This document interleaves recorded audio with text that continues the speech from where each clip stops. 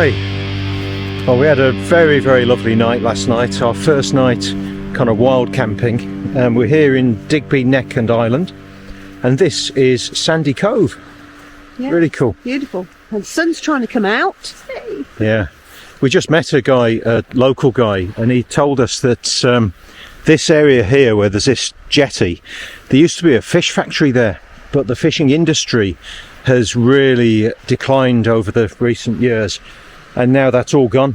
And he said in the town here, Sandy Cove, there are no children at all at the moment. So I think that's quite a common story across the world about, you know, areas where there's it's difficult to find work. The kids leave to the cities and leave behind places like this. Yeah. But still, it's very, very beautiful.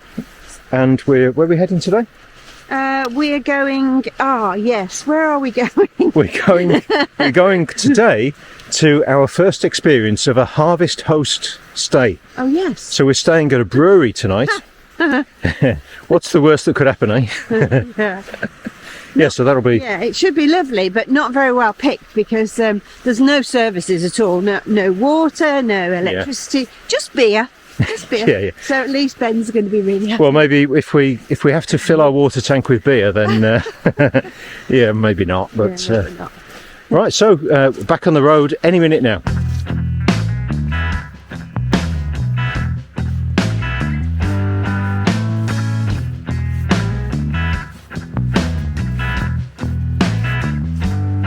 Tell me if I'm going to trip over something.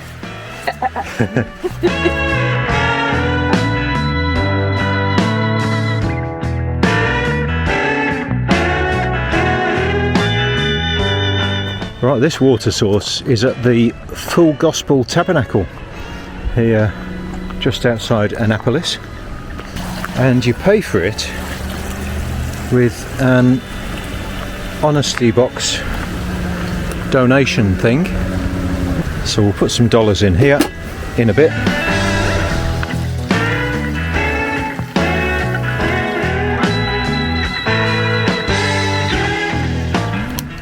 Yes, full tank of water.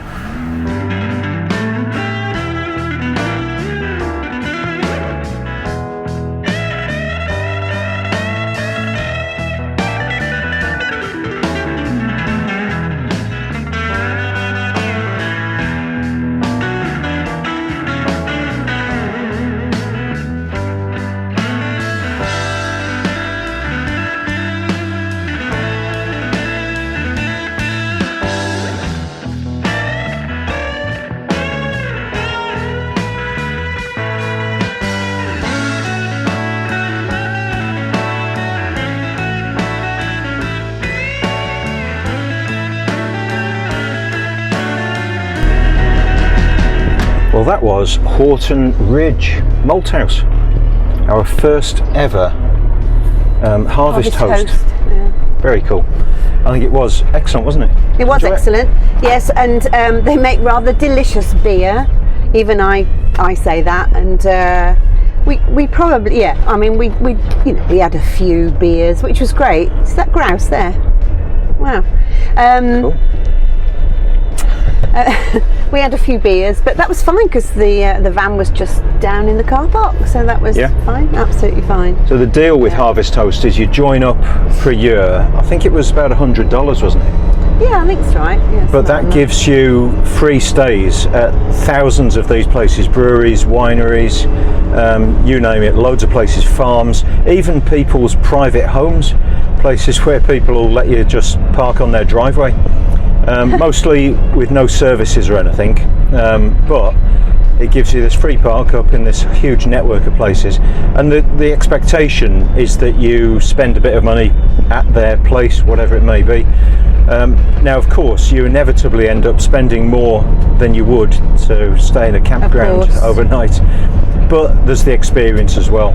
And last night it was really fascinating because they showed us the maltings where they lay out all the grain and malt them for the for making beer.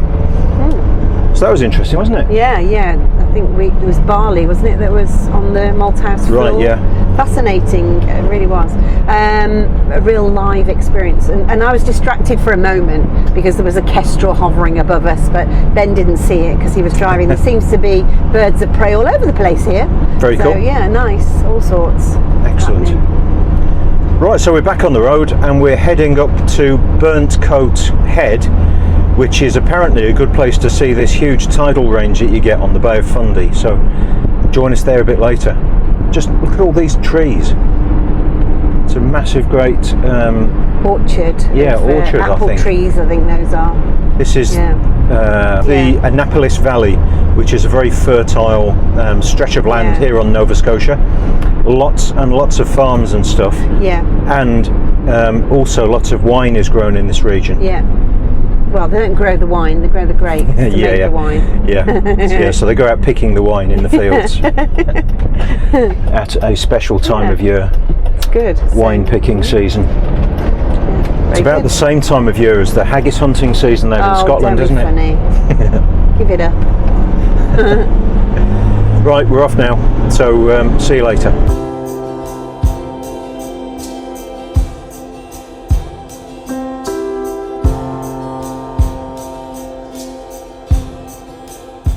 So here we are at Burntcoat Head Park, the site of the world's highest tides. And this is, why do they call it Burntcoat? There's a couple of funny stories around that.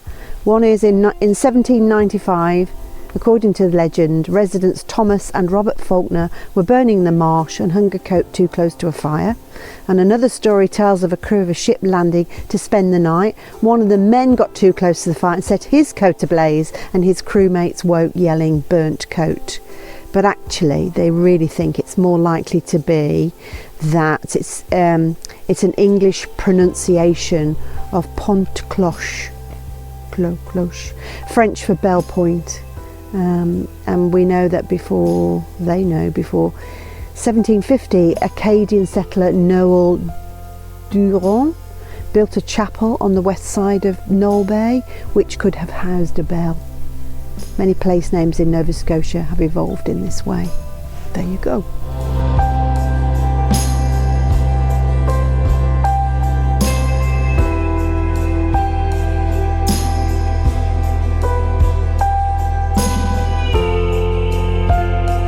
Three hours, oh my goodness. I'm going down the steps now to the ocean floor.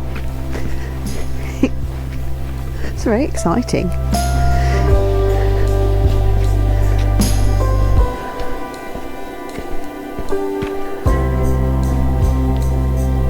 Gosh.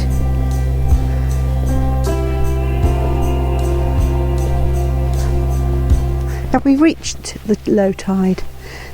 Did I say 12? Yes, yeah, pretty much. I think I said 12:35 and it's 12:10. Yeah, I think you were right about the boots. We should have put our welly boots on.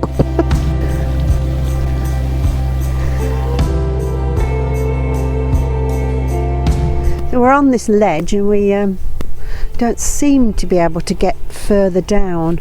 Just wondering if they perhaps have some steps in the summer or something, or in the season. So this is, well, it seems to be a lump of ice, really, solid ice, which is Ben, don't go too close.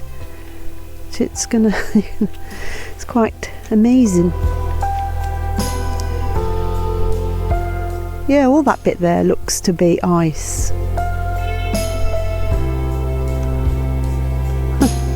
Incredible. I'm going to walk back this way, see if I can find a different way down. Definitely going to have to wash the shoes before we get back in the van. Oh yeah. So right, so we found the steps to get down, but this is again a great big lump of ice. So we can't get down there. It's too dangerous to walk on that. It could either collapse or you could slip. So we're not going to try it. This is obviously why it's closed, isn't it?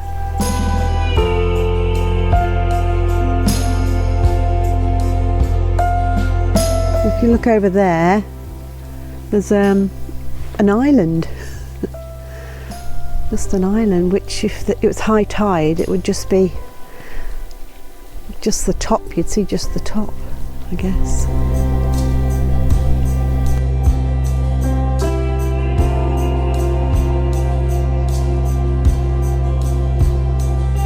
What do you think? Well, I think it's pretty spectacular. It's a very cool place, but it was sad that we couldn't actually walk on the seabed, other than that first bit of rock. Yeah. But I think a bit like, if you remember from our trip to Norway, there was a big hike we did where we turned around halfway because it was getting a bit dangerous, wasn't it? Yeah. So sometimes the right decision is to turn back and perhaps come back and later in the season when it's all open. Maybe. We could have climbed down onto there, but could easily have slipped and might have struggled to get back up again. And that's really not a clever thing to do. No, and those great big lumps of ice were quite clearly ready to break off. So yeah, I think we could have found ourselves in a bit of trouble. Yeah, and of course if you're struggling to get back up, if the tide's on its way back in, then yeah, not clever. Yeah. So there's a reason why some of these places are closed, and we've just found it. Yeah. Oh, never mind. We'll find something else, won't we? Yeah, it's the unfortunate side of travelling at this time of year. There's a lot of real positives, as in having the whole place to yourself, because I bet this place has thousands of tourists in the season. But look at that. We hope you enjoyed your visit to Burntcoat Head Park. Yeah.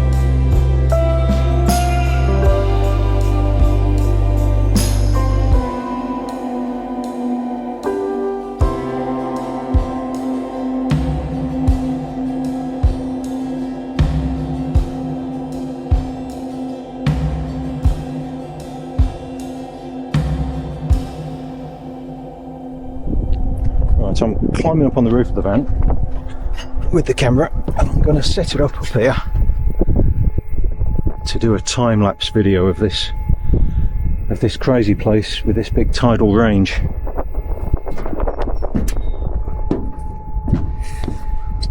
Here we go.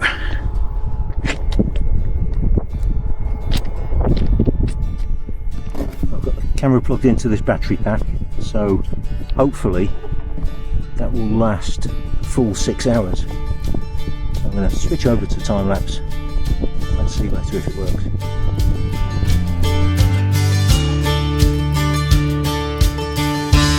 It's all gone a bit drizzly and foggy, so I think I'm going to get this back down and we'll try again another day, I think.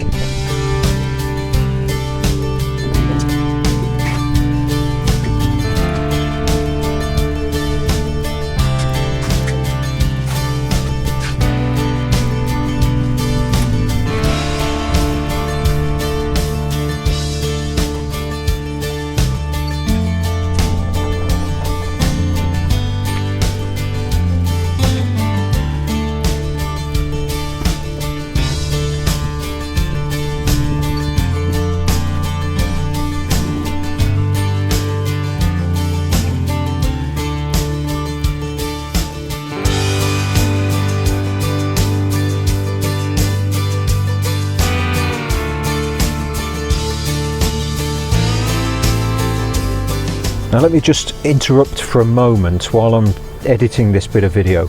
Some of my drone footage, the horizon is miles out, really bad. So my gimbal wasn't working properly on the drone, so I've since recalibrated it all, so you shouldn't get it as bad as this again in the future. But yeah, so just sorry for this, just bear with it for a little bit. The next drone shots in our next video should be fixed.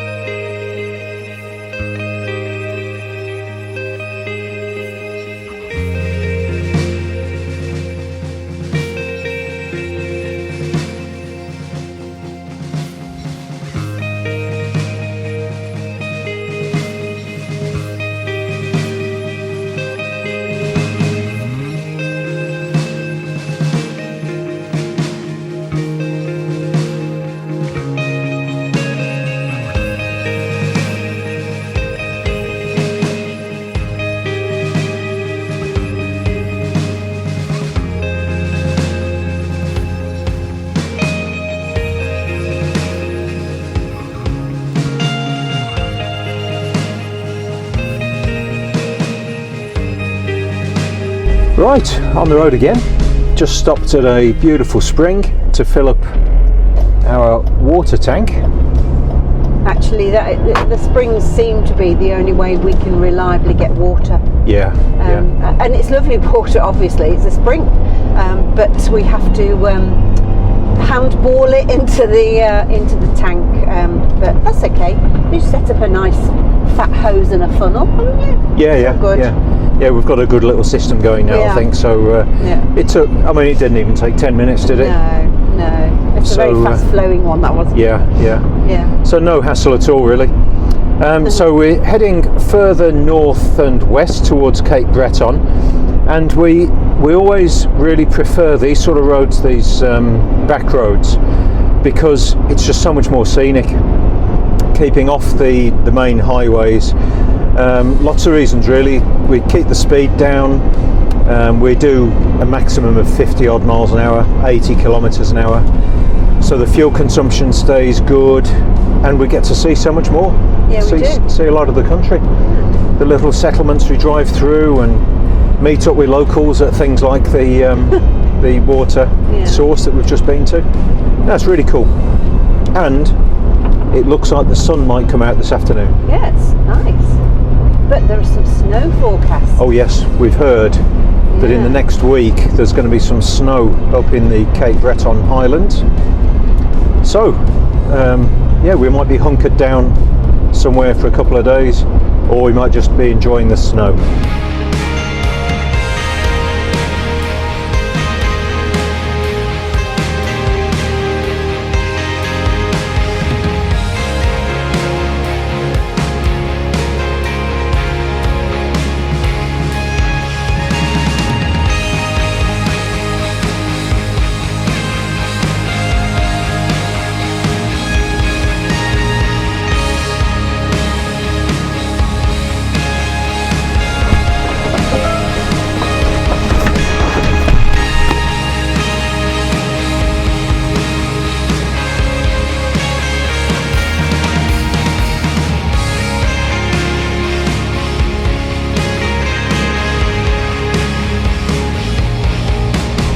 Right, quick stop at the supermarket for some provisions. Got some bread. Yeah. And what else? Parsnips. Bread and parsnips. Only the essentials. Yeah. But what's really quite cool, look who we parked opposite. A really, really fabulous overland thing, Iveco Daily, all the way from Germany. So there's, lots of people do this. What a rig. I'd love one of those. In his dreams. Yeah.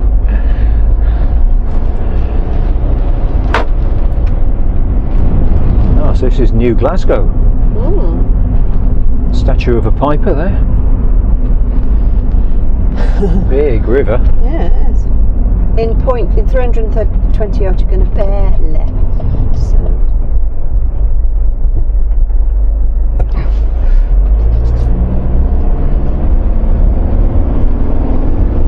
What's this mean? Four-way thingy. Does a red flashing light mean like that?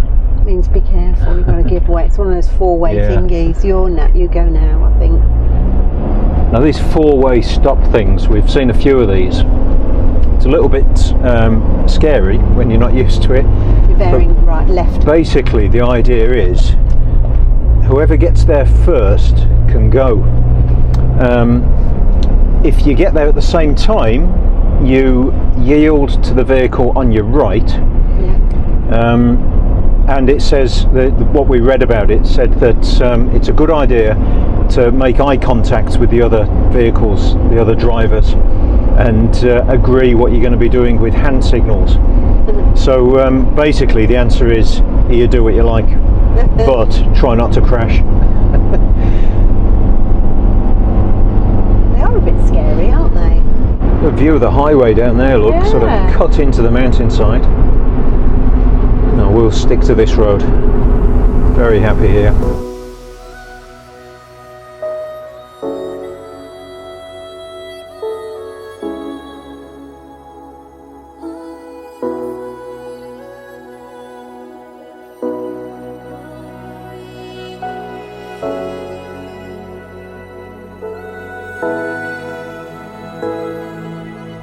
This is an iOverlander and harvest host site run by Dave and Leanne, a fabulous couple that are making their home here.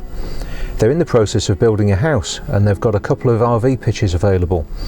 They make beautiful jewellery from gemstones and they're available to purchase. It's just a few minutes from the Canso Causeway that links Nova Scotia mainland to Cape Breton Island to the east.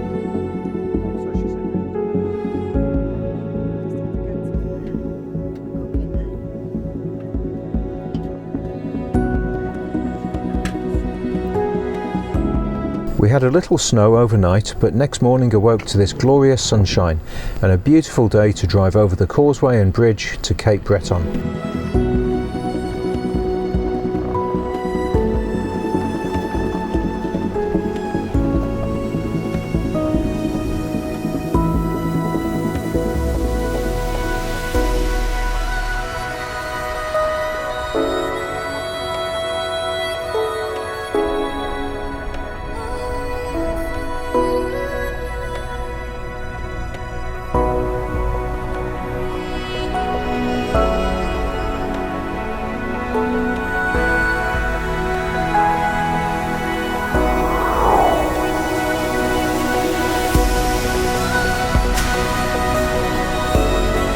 Thanks for watching and for coming along with us on our adventure.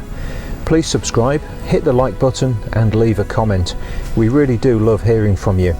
And check back next week when we'll show you what happens when you get a little too far outside your comfort zone at a very remote parking spot.